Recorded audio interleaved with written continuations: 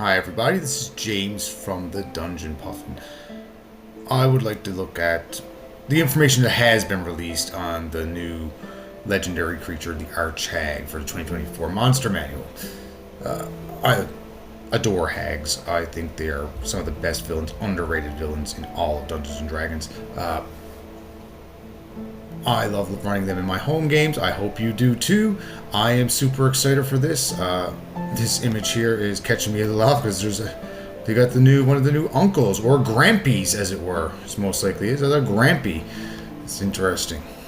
That is what my daughter's grandfather is called, is a grampy. Should I be worried? I don't know. But let's get right into it. Let's read along and see what we can see. A hag is a proverbial witch of the wilds who masterfully manipulates those who can catch in their schemes. Once those malicious magic users reach the pinnacle of their power, they become an Arch Hag. Arch Hags are everything a regular hag is, just worse. Well, of course. Immortal, capricious, ill-tempered, self-interested, and dangerously cunning. They trade in secrets and pursue their plots with magical bargains. Of course, you can't have an article about Arch Hags, or hags in general, without mentioning Baba Yaga, the most infamous Arch Hag, the mother of all witches, whose chicken-legged hut has been spotted all across the multiverse. Parties who catch the attention of these unpredictable opponents often feel like the Arch Hag is several steps ahead, using their magic to gather information, stir up confusion, and inspire betrayal. I'm really excited there's going to be a stat block potentially for the Baba Yaga. We could use this. You can alter it to your liking, obviously, but excellent that the work is done for us. I'm hoping the rest of the stat block, which I do have what was released here, we'll look over that as well. I'm hoping that when the rest of it is released, and what it looks like, it looks pretty deadly. So what can an Arch Hag do? An Arch Hag is a formidable foe with twisted magic and crippling curses. The CR of 21, an Arch Hag is a dangerous opponent for even the most seasoned adventurers. Of course, they're tough to nail down. This is excellent. Most Arch Hags avoid battle. They prefer to let minions or allies do the fighting for them. When cornered, however, they are downright dastardly to confront.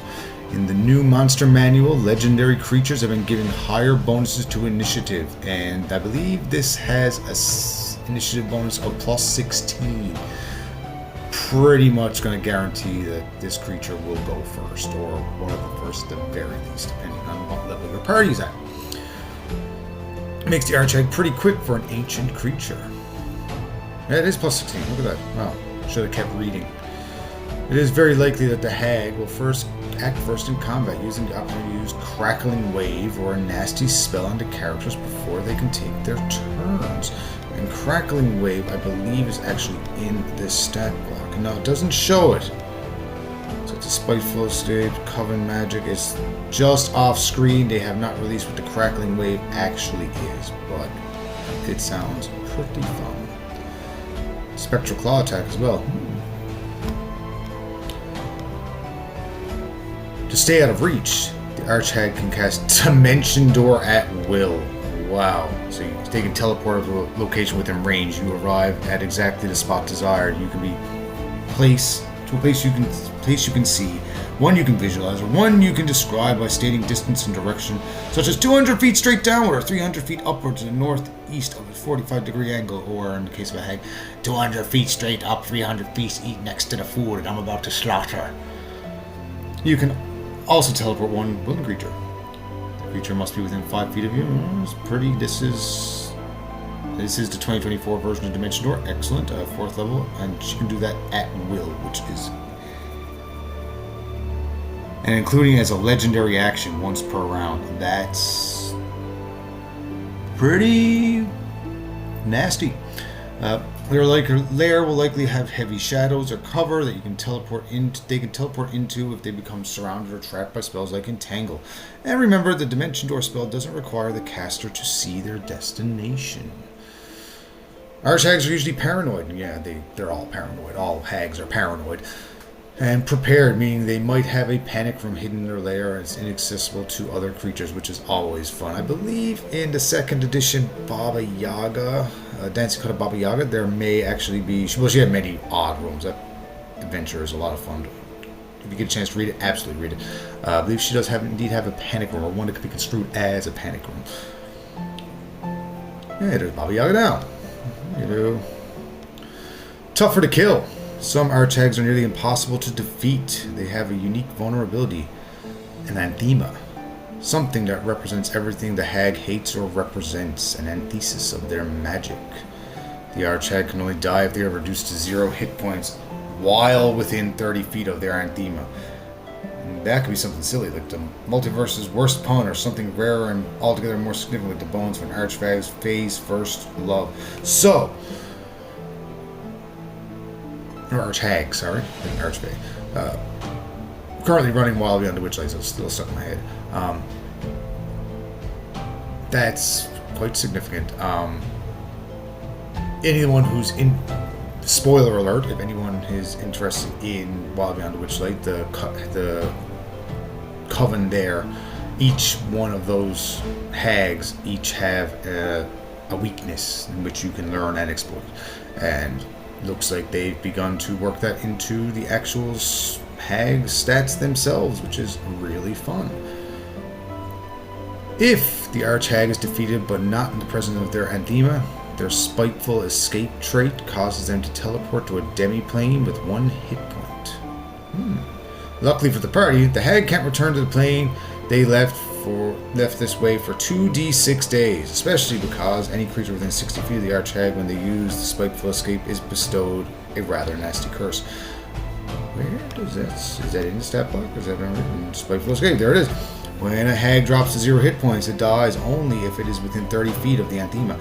I think the DM chooses as the hag's most hated thing. Otherwise, the hag drops to 1 hit point and teleports to a harmless demi-plane, and it can't return to the plane it left for 2d6 days. When the hag teleports away, each creature within 60 feet of the space is left cursed. Until the curse ends, a creature has disadvantage on ability checks and saving throws, and the hag knows its location anywhere in the multiverse. So if you do manage to fight an Arch Hag, and you don't have its most hated thing within 30 feet of it when it dies, its anthema, yeah, you gone done messed up, because it's going to find you, probably alone, and deal with you then, one at a time. Pick you all off. He's nasty. I love it. I love it. Spellcasters beware. An Arch Hag is a nightmare for spellcasters. If a creature finishes a long rest within 1 mile of the Arch Hag's lair, its regional effect, meddlesome magic, twists the first spell the creature casts against them. Nice. Potentially causing the caster to fall under the effects of the confusion spell.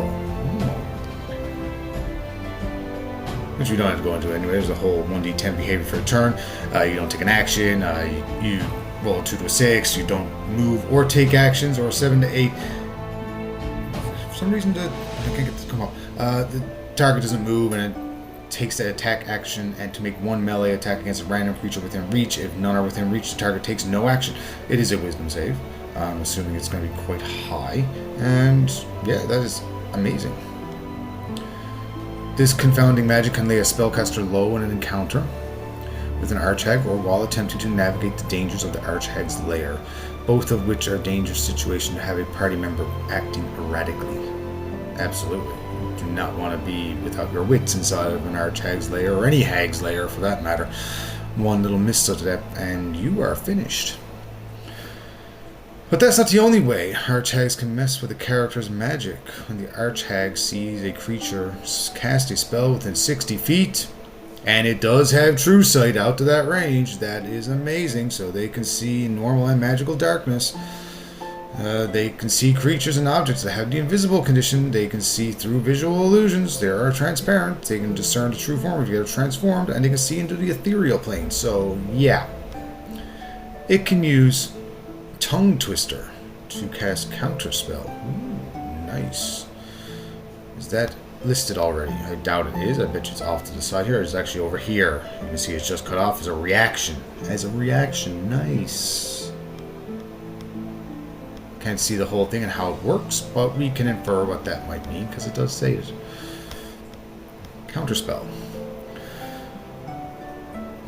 It doesn't have a limited number. It doesn't have a limited number of uses, meaning they can use it once per round. Wow.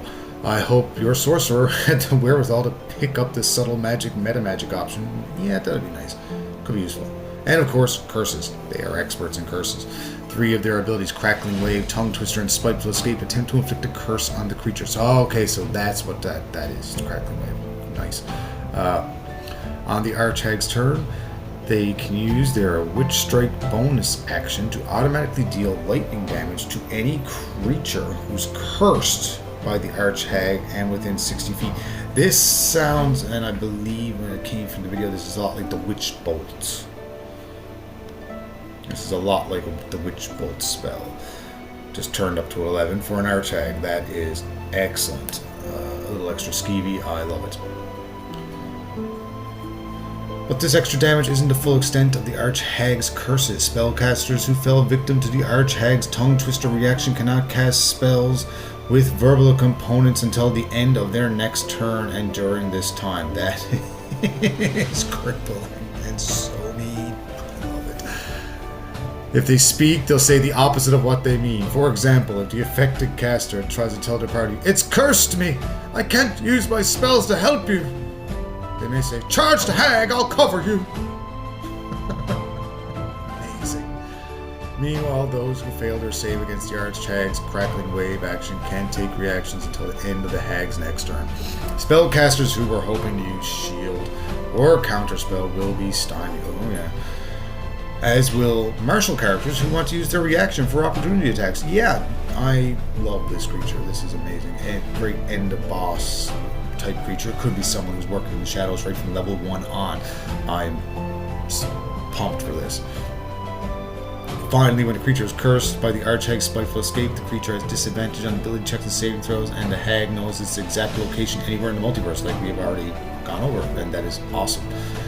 This curse lasts until it is removed by the remove curse spell or by some other means, so you better hightail it to a cleric's temple before the hag can make their way back to the plane. Yeah, you want to get some sort of anti-scrying put on you, probably an amulet of protection, something like that. If possible, if your characters even know this is the thing and they're being watched and are being tracked, which they probably are not, let's be honest here. And we're not going to get into the Blob of Annihilation right now. That'll be another video, I think.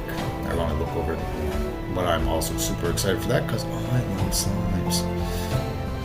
Arch Hags are schemers and master manipulators. They have a network of spies and use deals like chess pieces to oppose their enemies' interests. When an Arch Hag needs assistance, they often look to other hags in their coven, if they have them.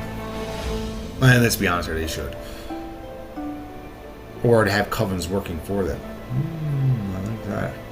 These hags may have been created by the Arch Hag. They may be old enemies turned temporary allies, or they might be more akin to worshippers. Now, that's interesting. With the aid of their coven, the Arch Hag gains access to powerful divination magic, which can be used to track down creatures, artifacts, and knowledge across the map. We've gone over that. When including an Arch Hag in your story, it can be a BBG, and it can also be the source of secrets or power that the characters can tap by negotiating a harrowing, high-stakes deal. You could probably do that all the way from a lower level, working your way up to the Arch Hag, probably becoming the BBG. Probably like a lower level tier BBG, or what they believe is, but it's actually the Hag. Amazing. I love this creature. I cannot wait to read this book. I already use Hags, and I use a version of the Arch Hag myself. It's very similar, but I'm probably going to modify it because this is outstanding. I love this. No hate. No hate. I love this. I love this creature. It is strong. The new 2024 Player's Handbook does pretty much beef your characters up past superhero levels, in my opinion, from 5th edition now to this 5.5 or whatever you want to call it.